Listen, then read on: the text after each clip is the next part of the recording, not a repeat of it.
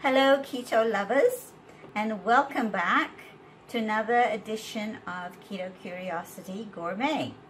And today I'm going to be making another recipe in the World Keto series. And this one is Schnitzel, which is from Germany. Now I'm going to show you what the ingredients are. It's very easy to do, but it does require a little bit of prep work. So the prep work is that you have to make the breadcrumbs, the keto breadcrumbs.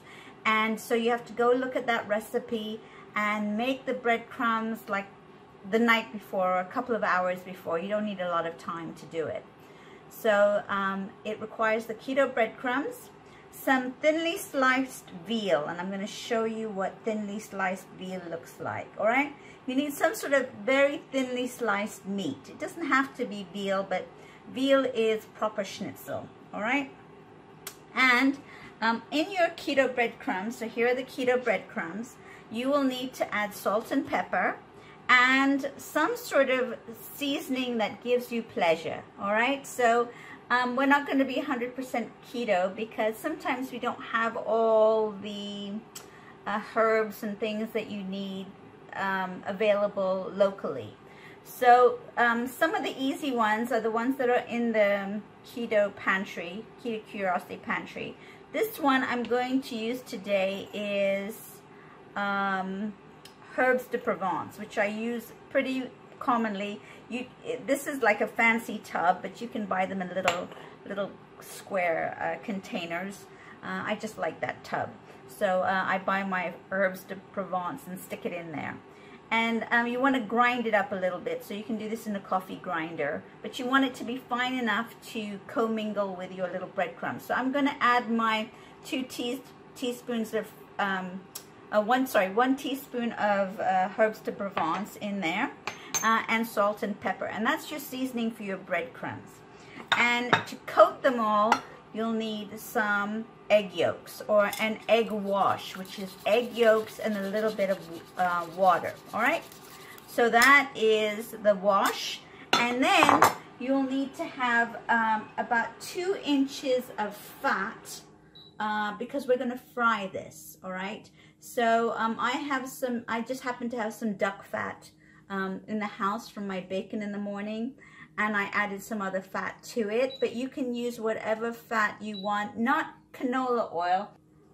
Try not to use the vegetable fat. Use some sort of heartier frying fat, preferably lard if you have it, or some sort of animal fat for cooking, all right? Because the heat temperature of the fat matters for this, and vegetable fats, olive oil and all of that stuff take a long time to reach that temperature, whereas animal fats get to that temperature a lot faster. All right, and you're going to quick fry because the meat is very thin. So I'm going to come back and show you, or I'm going to demonstrate the coating technique, and then I'm going to fry it, and then I'm going to come back and show you the finished product. It's very fast, very efficient, and something really nice to have when you don't have a lot of time. Now, one thing I forgot to add in my breadcrumbs is about a teaspoon of Swerve sweetener. And the reason for this is because original schnitzel requires cornmeal as well as other breadcrumbs and flour. So since we don't have the sweetness of the cornmeal, 1 teaspoon of Swerve sweetener does the trick. It's difficult to use stevia unless you have powdered stevia. You can try that. I haven't, so I don't know what that tastes like. But the Swerve, the powdered confectioners, which I always have on hand, is really good for this recipe. So I'm mixing in my seasonings and my Swerve, and I'm getting my breadcrumbs ready. And now what I'm going to do is I'm going to take my wash and take my meat, and I'm just going to give my meat a little soaking in the wash. This is the egg yolk wash, and so that's what it looks like. And then let it drip off a bit. You don't want it too wet, you just want it to be a coating. And then you're going to layer it in your breadcrumbs, all right? And coat your veal.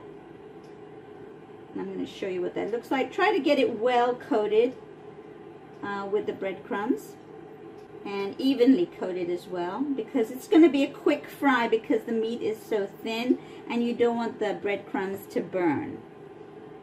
Alright, so that's what that looks like. Add some more to that and pack it down and give it a dusting. Alright, and I'm just going to show you what that looks like on the camera. Alright, right? And I'm going to do the rest and then come back. I'll fry and then I'll show you what it all looks like. Okay folks, here I am back, my keto friends, with my beautiful deep fried schnitzel. I added to this some peppers just for color. And here is the celery root mashed potatoes that I made with a little bit of cheddar cheese on top. All right. And this took a nanosecond to fry. You want the meat not to be pink, of course, and well cooked inside.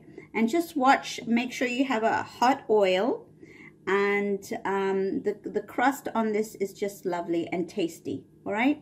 And of course, I'm gonna taste it for you. So let's take a piece here, and it opens it. As you see, it's very tender. All right. So I'm gonna give it a taste. And it's very yummy.